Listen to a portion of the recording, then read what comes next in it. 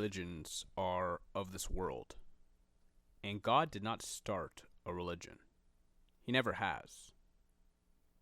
God started a covenant with his nation.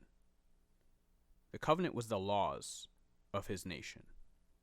And God has established a new covenant through Jesus Christ with his nation and has renewed the nation of Israel.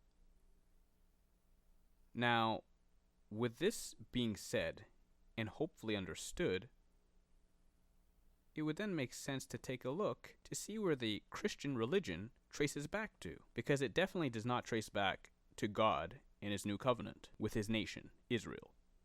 In my testimony, I mentioned that Jesus told me to leave church and that churches were cults, that the religion of Christianity consisted of cults.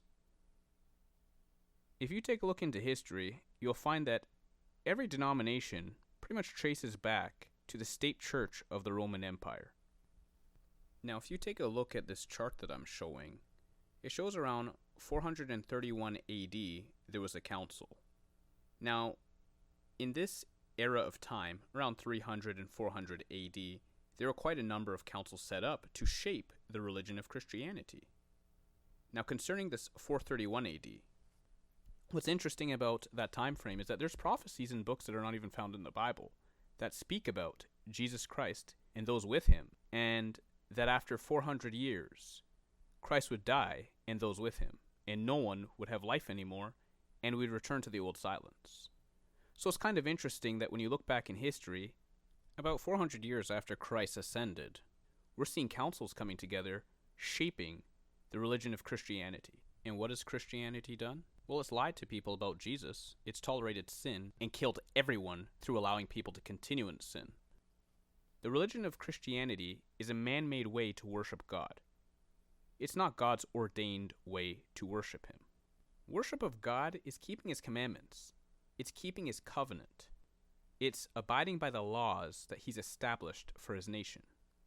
Jesus said that those who worship God will worship him in spirit and in truth. John made it clear that it was Jesus who gave us truth when Moses gave us the law. Paul said it's the Spirit that writes the laws of God in our hearts now. The law is truth. The worship of God is obeying the truth. It's obeying his Spirit. That's what it means to worship in spirit and in truth. Modern day Israel are those who obey the new covenant. They're those who obey Jesus Christ, the prophet that Moses said to follow, the Son of God who speaks from heaven. Almost no one who calls themselves Christian is walking in the new covenant. Most Christians are part of the religion of Christianity, or they've left the religion of Christianity, but they're still doing some of the same things in different ways. There are people who put aside the traditions and the lies of church, but in spirit, they still practice the same mindsets with their own ideas and their own ideologies, and even revelations that they've received from Jesus. Yet they still continue in sin, and they continue in a lot of the same spiritual errors. I'm going to be covering those in the next video. Christianity is registered with the nations. It's accepted by the nations. It's supported by the nations. And it has authority through the nations. Christianity is a friend to the nations. The nation sets it up and puts it on a pedestal. And I'm talking about the nations that obviously accept Christianity as a religion, because there are other religions that hate Christianity and fight against them, but I'm not talking about that. Either way, every single nation has a religion, except for the nation of Israel. And I'm talking about God's modern day Israel, those who obey Jesus. Christianity is the largest religion on the planet. The leading nations of this world, most of them are Christian. In fact, the leader of this world right now, the leader of the free world, in order to be in that position in this world, you have to be a Christian. Christianity is literally a Jesus-themed idol for the nations. It's full of fans that say they're following Jesus, but they're not. They're following Jesus, man's way of following Jesus, while mixing with the world and trying to balance with the world that the Bible says we're supposed to not be a part of. The Bible says that we're not supposed to be friends with the world. We're supposed to overcome the world. So, how do you overcome a world that you're mixed with? You cannot tell Christians apart from anyone else in the world apart from their religious beliefs. This is through words. Some through their dressing attire. And I'm not even going to go there because Jesus already talked about dressing attire. It starts with the inside, not the out. How is this the narrow way that few find? How is Christianity the narrow way to life that few find? Sadly, Christianity is no different than the rest of the religions in this world. They have a holy book. They have someone that they revere. They have a building that they go to worship. They have their politics. They have those who lord it over them. Now, some of them do serve. Some of the leaders do serve. I'm speaking in general here. When you look at Christianity in general, it's just like the other religions. I've spoken with a Hindu who spoke to me about how he was tired of politics in the temples that he was going to. I was in complete shock. I didn't realize that Hindus had to go through that. And he told me he was tired of it. People trying to be above other people in ministry, and people trying to cut down people and trying to weasel their way through things, and control and power and all that. All the stuff you see in Christianity. Listen, the religion of Christianity does not teach you to learn from Jesus directly, to hold on to the teachings that Jesus teaches you and to live in them, to see victory over sin. Christianity does not teach you to hear the voice of Jesus and follow him, though they say they do. But the truth is, Christianity teaches you to indirectly idolize human beings in teachings, saying that you need to be taught by a man of God in order to know God, even though the Bible says the opposite. True children of God, they learn from Jesus Christ. They hold on to the teachings that he teaches them. They overcome sin. They overcome the world. And they have no part in hypocrisy.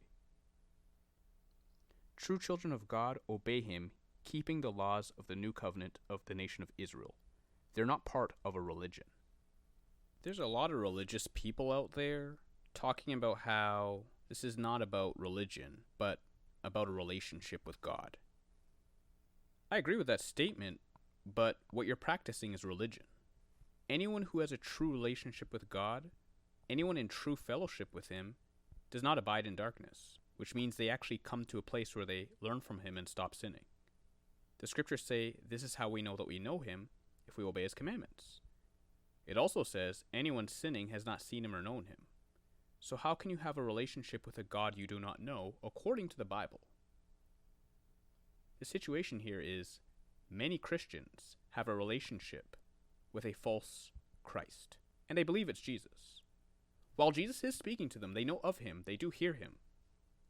But the intimacy they have is with a Jesus that leaves them comfortable in their sins and shortcomings. They're obeying false Jesuses. Jesuses that tolerate their sin, that accept their shortcomings, that pat them on the shoulder and say, it's okay, you messed up.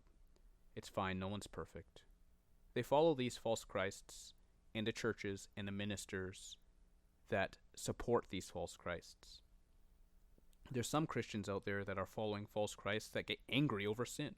Scovey, you sinned again. You need to stop, or my wrath is coming for you. My friends, none of those are Jesus. The true Jesus, if you sin, he may send the fear of the Lord showing, hey, listen, this is serious. You need to stop.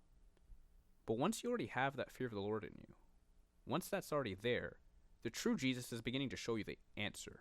He's actually teaching you how to stop. That's the biggest difference. All the other Jesuses are fake. The Jesuses that demand obedience but don't tell you how to do it, and the Jesuses that tell you, listen, you don't even need to obey perfectly, you're fine, I covered it for you, those guys are liars. The true Jesus gives you his word and shows you how to overcome like he has. Everyone who's following a Jesus who has not led them to stop sinning, they're following a false Christ, and they're technically in idolatry. If we put our faith in God, we're putting our faith in God. But if we put our faith in an idol, instantly we're in pride. Pride is the faith of idolatry.